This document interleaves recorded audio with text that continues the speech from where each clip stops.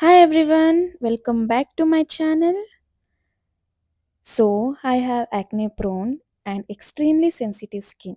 Breakouts, redness, acne marks, hormonal acne ಇವೆಲ್ಲ ಬಂದಾಗ mirror ನೋಡ್ಕೊಳ್ಳೋಕೆ ಇಷ್ಟ ಆಗ್ತಾ ಇರಲಿಲ್ಲ. But now acne is completely normal for me. Acne ಬರೋಕ್ಕೆ ತುಂಬ ರೀಸನ್ಸ್ ಇರ್ಬೋದು.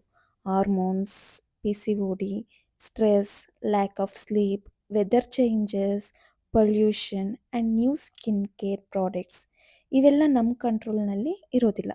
ಸೊ ನನ್ನ ಥರನೇ ಆ್ಯಕ್ನೆ ಇದ್ದರೆ please don't cancel your plans.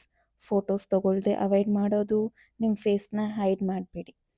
And your acne is not your identity, right? So today ನಾನು ಫೋರ್ಟಿಸ್ ಹಾಸ್ಪಿಟಲ್ನಲ್ಲಿ ಡರ್ಮಟಾಲಜಿಸ್ಟ್ ಹತ್ರ ಅಪಾಯಿಂಟ್ಮೆಂಟ್ ಬುಕ್ ಮಾಡಿದ್ದೆ. ನನ್ನ ಸ್ಕಿನ್ನನ್ನು ಡಾಕ್ಟರ್ಗೆ ಚೆಕ್ ಮಾಡಿ ಕೆಲವು ಆಯಿಂಟ್ಮೆಂಟ್, ಫೇಸ್ ಕ್ರೀಮ್ಸ್ ಮತ್ತು ಮೆಡಿಸನ್ಸ್ ಪ್ರಿಸ್ಕ್ರೈಬ್ ಮಾಡಿದ್ದಾರೆ. ಒನ್ ಮೋರ್ ಥಿಂಗ್, ಇನ್ಸ್ಟಾಗ್ರಾಮ್ ಅಥವಾ ಯೂಟ್ಯೂಬ್ನಲ್ಲಿ ನೋಡೋ ಹೋಮ್ ರೆಮಿಡೀಸ್ ಎಲ್ಲರಿಗೂ ವರ್ಕ್ ಆಗಲ್ಲ.